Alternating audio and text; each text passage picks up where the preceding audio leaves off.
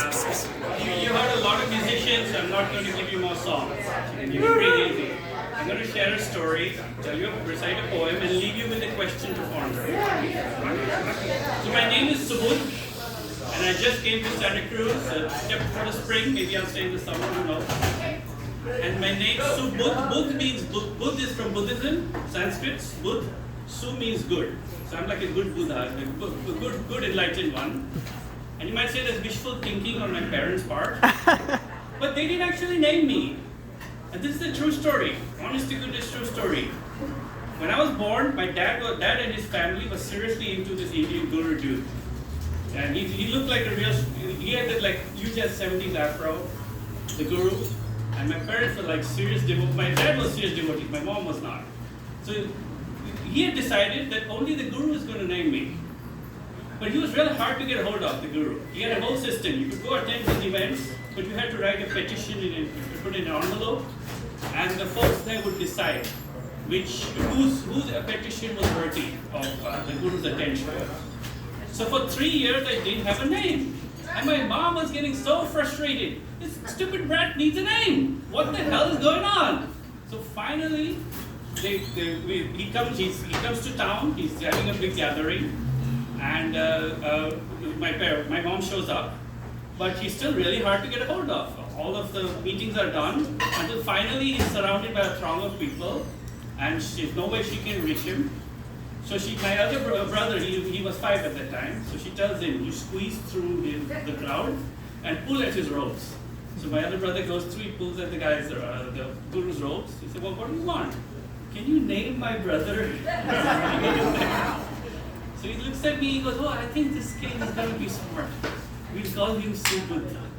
And that's how I got my name. So as you can see, I'm a natural for being a guru myself.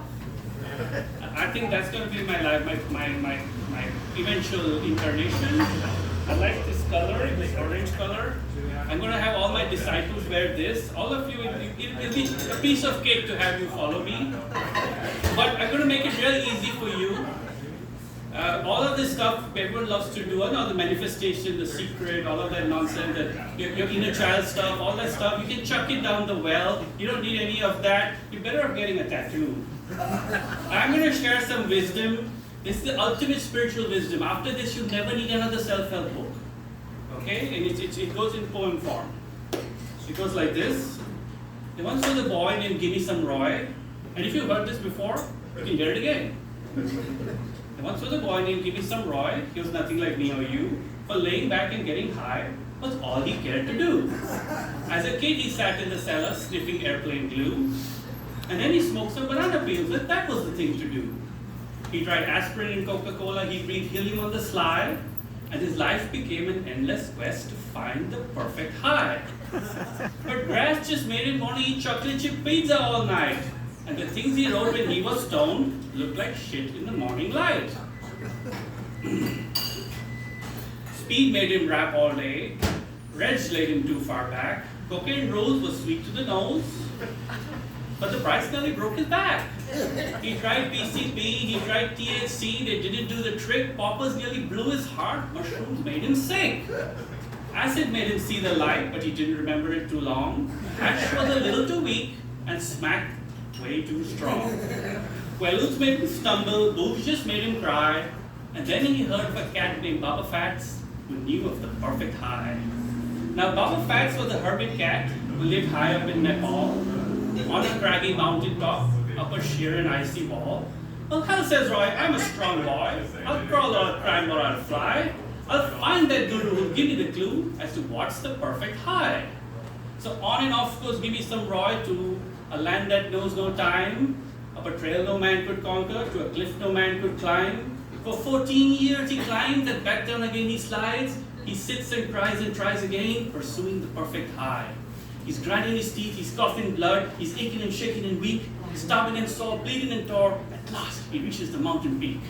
His eyes blink red like a snowblind wolf, snarls the snarl of a rat. But there, in perfect repose, and wearing no clothes, sits the godlike Baba Fats. What's happening, Fats? Says Roy with joy. I've come to state my biz. I hear a hip to the perfect trip. Please tell me what it is. For as you can see, says Roy to he, that I'm about to die. For my last ride, can you tell me, how do I get the perfect high? Well, dog my cat, says Baba Fats, another burnt out soul who's looking for an alchemist to turn his strip to gold. You won't find it in no dealer stash or on no druggish shelf. Son, if you would find the perfect high, find it in yourself. Why you jive, motherfucker? Screamed Roy. I've climbed through rain and sleet. I lost 3 fingers off my hands and 4 toes off my feet. I've braved the lair of the polar bear. I've tasted the maggot's kiss. You tell me the high is in myself. What kind of shit is this? Years before this froze off, says Roy, I heard all kinds of crap, but I did not climb for 14 years to listen to your sophomore rap. I didn't crawl up here to hear that the high is on the natch. So you tell me where the real stuff is, or I'll kill your guru ass. Okay, says Baba Fats. You're forcing it out of me. There's a land beyond the sun that's known as Zaboli, a wretched land of stone and sand where snakes and buzzards scream, and in the devil's garden grows the mystic Sutsu tree. And once every 10 years it blooms a flower as white as the keyless sky, and he who tastes of the Sutsu flower shall know the perfect high. For the rush comes on like a tidal wave and hits like the blazing sun, and the high lasts forever, and the down don't ever come. But, Zaboli land is ruled by a giant 10 cubits high. With blood-red eyes in his 100 heads, he awaits the passers-by. And he must slay the red-eyed giant and swim the river of slime with the mucus beast they waste to feast on those who journey by. And if you slay the giant and the beast and swim the slimy sea, there's a blood-drinking witch who sharpens her teeth as she guards the Sutsu tree. Why, to hell with your witches and giants, laughs Roy, to hell with your beasts of the sea. So long as the Sutsu flower blooms, hopes blooms for me. With tears of joy in his snow-blind eyes, he slips the Guru a 5 and climbs back down the mountainside, pursuing the perfect high. Well, that is that, says Baba Fats, sitting back down on the stone, facing another 1,000 years of talking to God alone. It's all the same, oh Lord, old man or wide-eyed youth. It's always easier to sell them some shit than it is to tell them the truth.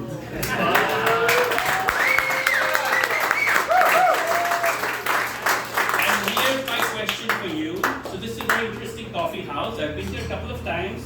During the day, it feels like an usual normal crowd, like hipster coffee house. But I noticed the open mic. Only the 5 o'clock came, all the young people left, and all the old people came in with their guitars.